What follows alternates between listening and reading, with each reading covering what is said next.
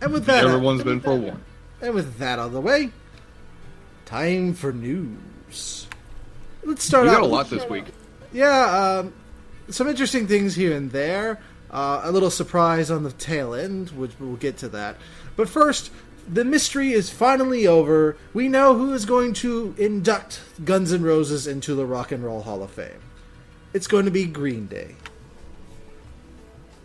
Being a big Green Day fan, I think this is an excellent choice. I love their music. Is Green Day in the Hall of Fame yet, by the way? They're not eligible yet. Okay. They still got a couple years. Gotcha.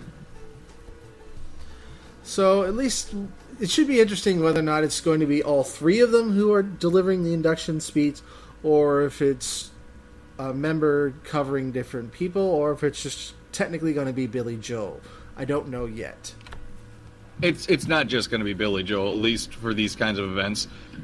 They don't do a lot of events alone, unless it's with Trey Cool's other band. Forgot about that. Now, the ceremony will be next weekend. However, if you want to see the TV version, I don't think that's going to be out until May, and I think HBO is going to be having it this year. Well, that's good to hear. HBO does a good job with those kinds of things. Yep. In years past has been on VH1 Classic, which has done a good job as well. It'll be interesting, to say the least, to see how it turns out. Another quick housekeeping note. If you like Katy Perry and you like 3D, you're going to get your chance to have Katy Perry in 3D. This is one of the worst ideas I've ever heard. Not as bad as Justin Bieber, and that thing made money. No, what was a bad idea with Justin Bieber was saying, oh, hey, who do we need for the new series of Punk'd? I know, Justin Bieber's gonna host it. Bam. Maybe people will start to hate him, and we can get rid of him. You gotta think of the upside here, Lito. I just hope someone drop kicks him in the next week. For those of you who care, the Katy Perry 3D concert movie will be coming out 4th of July weekend. And I'm not one of those who really cares. Yeah, no, don't give a damn. Next up, just a quick side note, because it involves a man who has had his tremendous impact on how the industry sells music these days, Steve Jobs. A biopic is currently being put together for the about Steve Jobs' life, and who is apparently going to be playing Steve Jobs is a little bit of a surprise. It's going to be apparently Ashton Kutcher. Now, people are going to look at me and think, oh god, you must hate that bastard. No, I love Ashton Kutcher. I have to support the fellow Iowans. He grew up in Iowa. He went to the University of Iowa in Iowa City, where I grew up as well. I have to support the fellow Iowans. I think he does a good job. It'll be interesting to see when this actually occurs. As far as I know, the script has not been finished, although production is apparently scheduled in May for the biopic. Sony Pictures is apparently going to be developing it, and it's going to be based on the biography done by Walter Isaacson.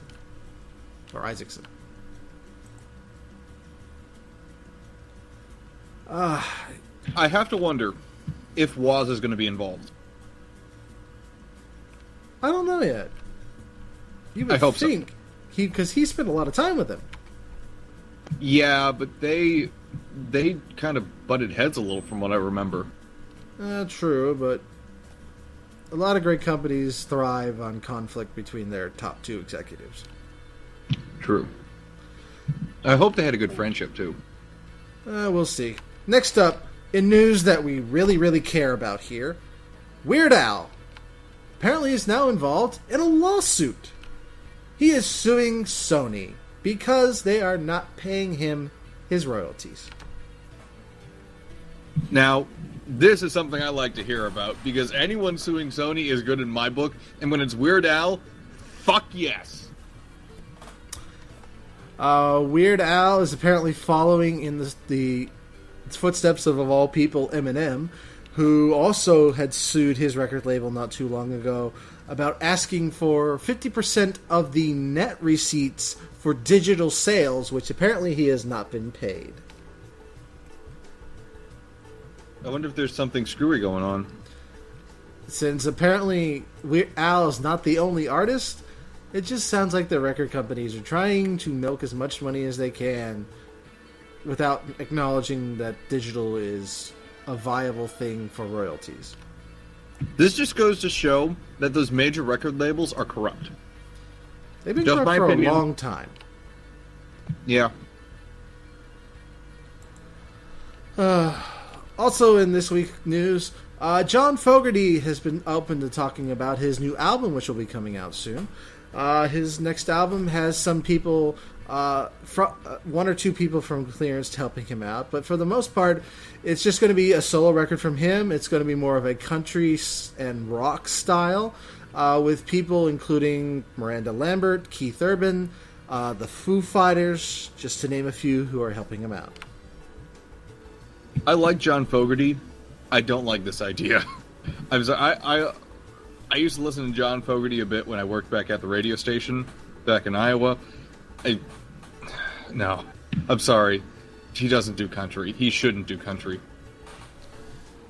Well, if anybody's looking for an example of what his new work is going to sound like, you can find it apparently on TV. Apparently, the new Fox show, The Finder, which is a spinoff of Bones, the new theme to it is actually written by John Fogerty.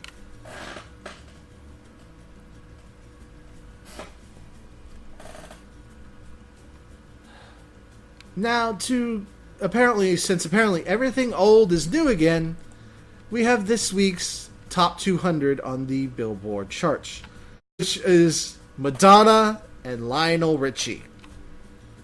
Apparently, we never got out of the 80s, Lito. Can I just say one thing? Go ahead. Fuck! Apparently, Madonna, her new album, MDNA, and Lionel Richie's new album, which I believe is called Tuskegee, both came out and are respectively 1 and 2 on the Billboard Top 200. Now, I will say this. Lionel Richie, I don't mind. He's done some good work. Madonna needs to be done. She needed to be done 10 years ago. I'm sorry. No. No. No. Maybe? No. All right. Now, here at Shuffletime, we do like to also look at the technical aspects of the music industry, and we got some kind of strange things going on. First, the people from U2, Bono and Edge, are actually investing in a company that I have known about for a long time and is widely used by people in all members of the YouTube and podcasting community, and that is Dropbox. They are making a significant investment into the company in order for it to continue on its path, in order to widen its appeal to other people and to companies. You know, I've used Dropbox a little bit when I was doing the show with Matt back in Iowa. It wasn't a bad program. I didn't like it for its lack of its user friendliness, but that was a while ago. It could have gotten really good in the short time period I haven't used it in. And what I find more interesting is the simple fact that two members of the music industry are backing a company that can also technically be used to share copyrighted works with people. In a way, they are looking at it as that this is a tool for collaboration and not for piracy. Absolutely. You cannot harm people trying to work together just because you're afraid that pirates might use the technology as well. That's just that's narrow-mindedness. Yes. Also on the music front, Neil Young which sounds kind of strange, is trademarking a new audio format, which I find interesting of all people his age. Apparently, the new format is a high-resolution audio alternative to the MP3. Okay. From all I can tell, it is meant to just allow for better quality, better distribution method, and is also helping to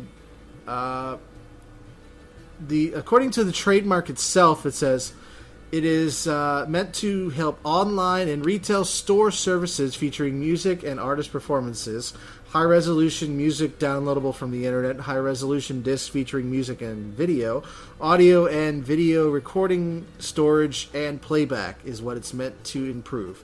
And it is going to be under the auspices of Neil Young's record company, which is Vapor Records. I have no idea what the new format is called,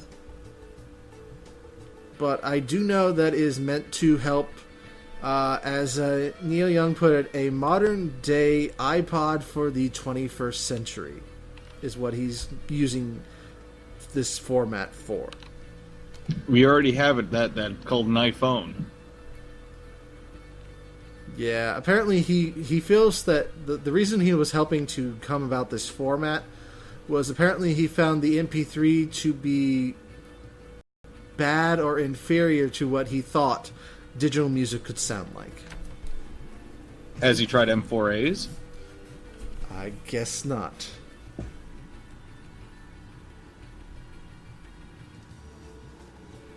Alrighty, whatever.